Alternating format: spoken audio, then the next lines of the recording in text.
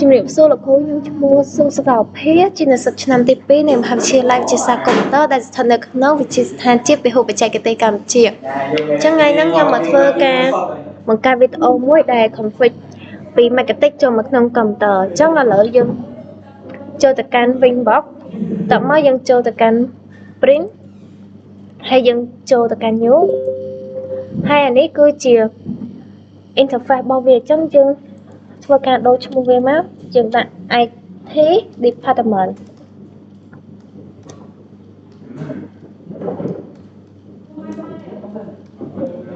តែមកយើងចុច OK ឥ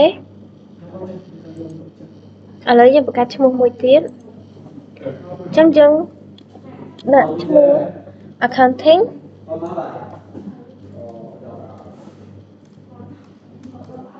បន្ទាប់មកយើងចុច OK ជាបន្ទាប់យើងចូលទៅកាន់ port របស់វាយើងចូលទៅកាន់ new អញ្ចឹងអានេះគឺជា report របស់វាអញ្ចឹងយើងធ្វើការភ្ជាប់ទៅកាន់ Insert Tool ហើយយើងចូល department ដែរយើងចុច OK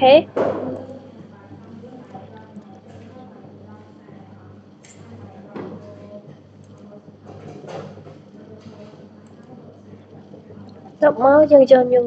ម្ដងទៀតយើងចូល Insert 3យើងយក IT department ដែរយើងចុច OK តមកចូល new ទៀតយើងយក Insert 4ប៉ុន្តែយើងដូរឈ្មោះវិញយើងយក accounting តមកចុច OK យើងចូល new ទៀត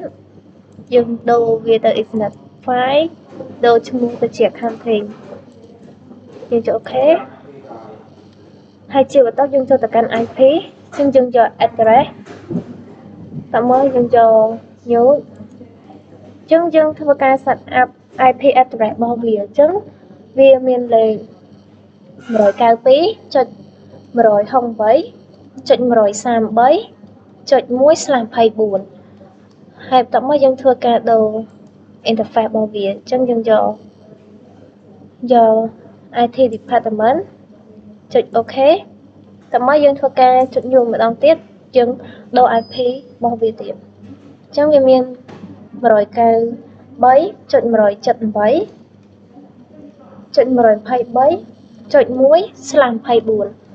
ចឹងយើងធ្វើការដូរឈ្មោះរបស់វាយកទៅជា accounting ម្ដងអញ្ចឹងយើងចុច OK ហើយជាបន្ទាប់យើងចូលទៅកាន់ IP វាដដែលអញ្ចឹងយើងយក DHCP server យើងចូលពាក្យ DHCP setup តមកយើងធ្វើការដូរឈ្មោះវាទៅជា IT department យើងចូលទៅកាន់ next យើង next វារហូតទៅដល់ address របស់វាអញ្ចឹងយើងធ្វើការដូររបស់វាទៅជា 50 តមកយើងចុច next អញ្ចឹង DNS របស់វាយើងធ្វើការដូរទៅជា 84 ដើមអញ្ចឹងវា 8.8 លេខសម្គាល់របស់ DNS តមកយើងចុច next ហើយអញ្ចឹងនីតិរបស់វាយើងដូរទៅជា 3 ម៉ោង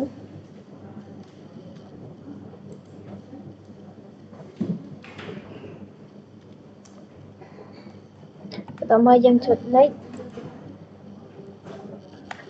អញ្ចឹងឥឡូវយើងចូលពាក្យ set up ម្ដងទៀតយើងដូរទៅជា accounting ម្ដងយើងយក next យើង next រហូតទៅដល់ address របស់វាអញ្ចឹងយើងត្រូវការដូរទៅលេខ 101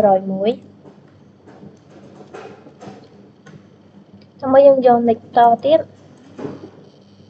អញ្ចឹង DNS របស់វា 84 ដើមដូចគ្នាយើងយក next តមកយើងដូរម៉ោងវាដូចគ្នាដែរយើងយក 3 ម៉ោង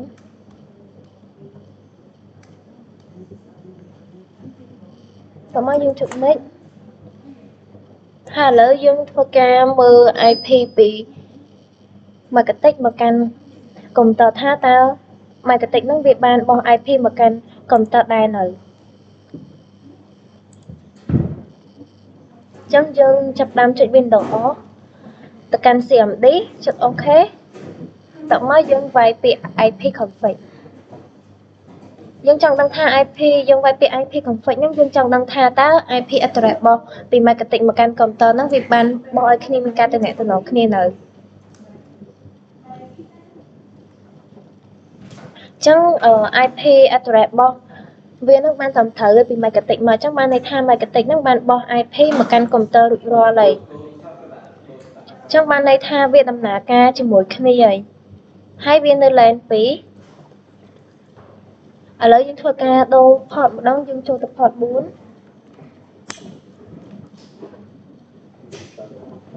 ចឹងយើងជាបន្ទាប់យើងធ្វើការ IP config ម្ដងទៀតយើងចង់ដឹងថាតើយើងដូរ port 4ហ្នឹងតើ port ហ្នឹងវាបានដំណើរការជាមួយនឹង computer របស់ IP ដែរនៅឥ